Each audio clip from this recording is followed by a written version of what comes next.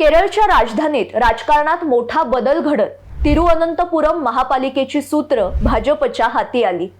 पलक्कड नगरपालिका एनडीएकडे आधीच होती।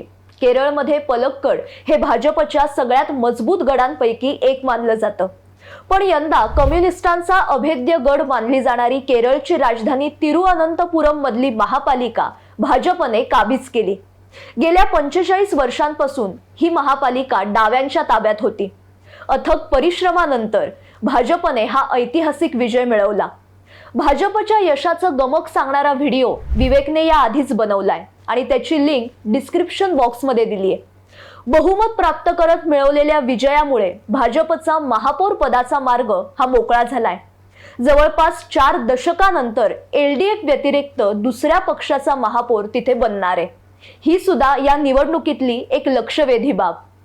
भाजपच्या या विजयामध्ये प्रदेशाध्यक्ष असलेले राजीव चंद्रशेखर यांची भूमिका महत्त्वाची आहेच, पण या सगळ्या काळात अजून एक नाव चर्चेत आलं ते म्हणजे आर श्रीलेखा।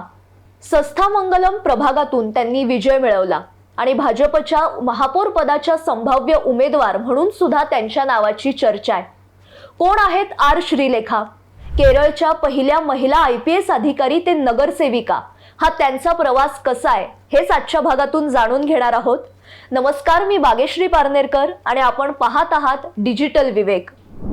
केरळच्या पोलीस महासंचालक म्हणून निवृत्त झालेल्या श्रीलेखा यांची वयाच्या 65व्या वर्षी सुरू झालेली राजकीय इनिंग ही फक्त एका वॉर्डपुरती किंवा नगरसेवक पदापुरती मर्यादित नाहीये, तर पुढील वर्षी केरळमध्ये होणारी विधानसभा निवडणूक आणि भाजपचं मिशन साऊथ या पार्श्वभूमीवर त्यांची सुरू झालेली राजकीय इनिंग ही सर्वाधिक चर्चेत आली।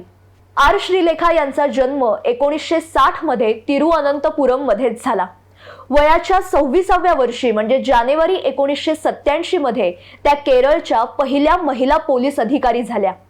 त्यांनी राज्यात अनेक ठिकाणी पोलीस दलाची जबाबदारी सांभाळली। तसंच राज्याची गुन्हे शाखा, वाहतूक शाखा, कारागृह विभाग या विभागाच्या प्रमुख म्हणून सुद्धा त्यांनी जबाबदारी सांभाळली। काही काळासाठी त्या CBI मध्ये सुद्धा प्रतिनियुक्तीवर होत्या आणि या काळात अनेक हाय प्रोफाईल प्रकरणांचा त्यांनी छडा लावला। त्यांच्या धाडसी आणि कडक स्वभावामुळे त्यांना रेड श्रीलेखा हे टोपण नाव मिळालं। ते आजही त्यांच्या व्यक्तिमत्वाची ओळख आहे। वाहतूक आयुक्त म्हणून सुद्धा त्यांचं काम हे खूप चर्चेत आलं। त्यांच्या कार्यकाळात रस्ते अपघातांमुळे होणाऱ्या मृत्यूंचं प्रमाण हे खूप कमी झालं। 2017 मध्ये त्या केरळच्या पहिल्या महिला पोलीस महासंचालक झाल्या आणि 3 वर्ष त्या राज्याच्या पोलीस प्रमुख होत्या। या काळात राज्यात सत्तेवर असलेल्या डाव्या आघाडीच्या सरकारबरोबर अनेकदा त्यांचे संबंध तणावपूर्ण झाले। महिला अधिकारी म्हणून अनेकदा भेदभावाला सामोरं जावं लागत असल्याचा आरोप सुद्धा त्यांनी केला। सेवेच्या शेवटच्या दिवशी औपचारिकता टाळून त्यांनी निरोप समारंभाला हजर न राहण्याचा निर्णय घेतला।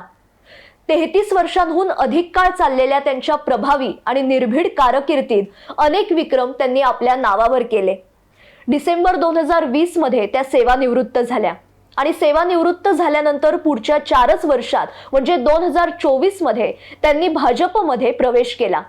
पंतप्रधान नरेंद्र मोदी यांच्या विचाराने प्रभावित झाल्याने आपण पक्षात प्रवेश केला असं त्यांनी सांगितलं। पक्षप्रवेश करताच त्यांना प्रदेश उपाध्यक्ष हे पद मिळालं। केरळमध्ये अनेक वर्षांपासून आपलं स्थान बळकट करण्याचा प्रयत्न करणाऱ्या भाजपसाठी श्रीलेखा यांच्यासारखा वरिष्ठ अधिकारी पक्षात येणं ही सुवर्ण संधी होती आणि या संधीचा लाभ घेत तिरुअनंतपुरम या प्रतिष्ठेच्या महापालिकेच्या निवडणुकीत भाजपने श्रीलेखा यांना मैदानात उतरवलं आणि सुरुवातीलाच त्यांना महापौर पदाचा चेहरा म्हणून घोषित केलं। सत्ताधारी डाव्यांनी अनेकदा वेगवेगळ्या मुद्द्यांवरून त्यांच्यावर टीका केली। प्रचारात IPS हा शब्द वापरला म्हणून सुद्धा त्यांच्यावर टीका झाली। इतकंच नाही तर एक सर्वेक्षण त्यांनी सोशल मीडियावर टाकलं, त्यावरून आचारसंहितेचा भंग केला अशी टीका सुद्धा त्यांच्यावर करण्यात आली। पण या सगळ्या टीकेच्या पार्श्वभूमीवर त्या जिंकून आल्या। मतदारांनी त्यांच्यावर विश्वास दाखवला। 101 सदस्य असलेल्या तिरुअनंतपुरम महानगरपालिकेच्या सभागृहात भाजपचे 50 नगरसेवक आणि 1 अपक्ष भाजप पुरस्कृत आहे। बहुमताचा औपचारिक आकडा सुद्धा भाजपने पार केलाय। श्रीलेखा यांच्या रूपाने केरळमध्ये भाजपचा पहिला महापौर येणार आहे। भाजपसाठी हा विजय महत्त्वाचा आहेच, पण भाजपचं लक्ष आहे 4 महिन्यांनंतर होणारी केरळची विधानसभा निवडणूक. लोकसभा निवडणुकीतील त्रिशूर मतदारसंघातील पहिला विजय, महापालिका निवडणुकीत मिळालेलं यश यामुळे केरळमध्ये भाजप कार्यकर्त्यांचं मनोबल हे चांगलंच वाढलंय. महापालिका निवडणूक म्हणजे विधानसभा निवडणुकीची लिटमस टेस्ट होती आणि त्यात भाजपने यश मिळवलं. भाजपने मिळवलेला हा विजय म्हणजे केरळमध्ये भाजपच्या वाढत्या प्रभावाचं द्योतक आहे. आजच्या भागात इथेच थांबते. हा भाग तुम्हाला कसा वाटला हे सुद्धा नक्की कळवा आणि अशाच महत्त्वाच्या विषयांसह आपण पुन्हा भेटणार आहोत. त्यासाठी साप्ताहिक विवेकच्या YouTube चॅनलला आजच सबस्क्राईब करा. धन्यवाद.